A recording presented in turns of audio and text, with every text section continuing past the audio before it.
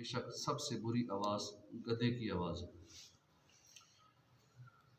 مفتی سید محمد نعیم الدین مراد آبادی رحمۃ اللہ علیہ اس مبارک آیت کی تفسیر میں لکھتے ہیں، شور مچانا اور آواز بلند کرنا مکروہ اور ناپسندیدہ ہے، اور اس میں کچھ فضیلت نہیں۔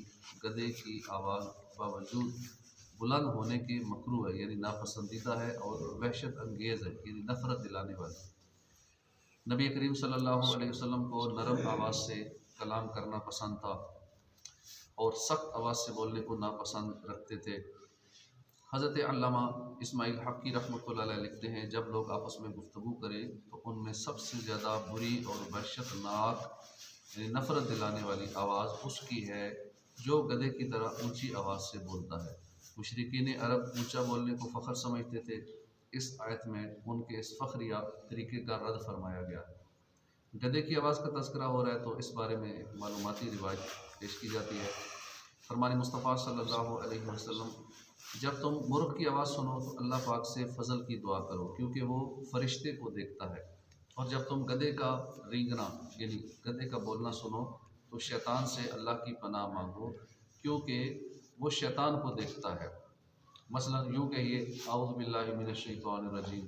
جب بھی گدھا بولے، گدھے کی آواز آئے تو اعوذ باللہ من الشیطان الرجیم پڑھنا چاہیے۔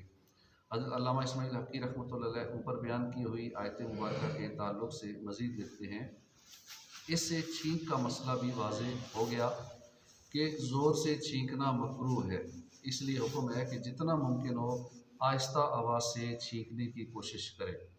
فرمان مصطفیٰ صلی اللہ علیہ وسلم، زور سے چھینکنا شیطان کی طرف سے ہے۔ سرکار دو عالم صلی اللہ علیہ وسلم مسجد میں زور کی چھینک کو ناپسند فرماتے تھے۔ حضرت علامہ عبدالرؤف مناوی رحمۃ اللہ علیہ اس حدیث پاک کے بارے میں فرماتے ہیں، مطلب یہ ہے کہ مسجد میں زور سے چھینکنا زیادہ مکروہ ہے اور مسجد کے علاوہ کم ہے۔ پارہ 21 سورہ لقمان آیت نمبر 18 میں ارشاد الہی ہے، وَلَا تُصَعِّرْ خَدَّكَ لِلنَّاسِ، اور لوگوں سے بات کرتے وقت اپنا رخسار ٹیڑھا نہ کر۔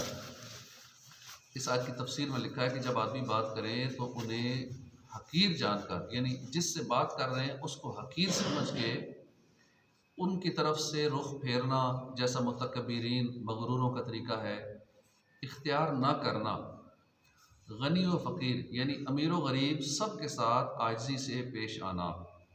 تفسیر البیان میں لکھا ہے کہ سلام و کلام اور ملاقات کے وقت بطور تواضع یعنی عاجزی کے طور پر اپنا پورا چہرہ لوگوں کے سامنے لائیے، ان سے چہرہ نہ ہٹائیے اور نہ اس کا کچھ حصہ چھپائیے۔ متکبرین کی عادت ہوتی ہے کہ لوگوں کو ایسے ہی حقارت کی نگاہ سے دیکھتے ہیں اور فقراء اور مساکین کو غصے سے دیکھتے ہیں، بلکہ تمہارے ہاں امیر و غریب دونوں اچھے سلوک کے معاملے میں برابر ہوں۔ بازاری انداز میں چلا چلا کر باتیں کرنے سے بچنا چاہیے کہ رسول پاک صلی اللہ علیہ وسلم کبھی بھی اس طرح باتیں نہیں کرتے تھے۔ آپ کی گفتگو شریف میں آواز نہ زیادہ بلند ہوتی تھی، نہ اتنی دھیمی ہوتی کہ سننے والے کو سنائی نہ دے، درمیانی آواز ہوتی تھی، نرمی سے بات کرتے تھے۔ حضرت بی بی عائشہ صدیقہ رضی اللہ عنہ فرماتی ہیں، سرکار دو عالم صلی اللہ علیہ وسلم صاف صاف گفتگو فرماتے، ہر سننے والا اسے سمجھ لیتا تھا، حضور ایسے گفتگو فرماتے تھے۔ ہمیں بھی سنت کے مطابق اسی انداز میں جیسا ہمیں حضور نے سکھایا ہے بات چیت کا انداز اپنانا چاہیے۔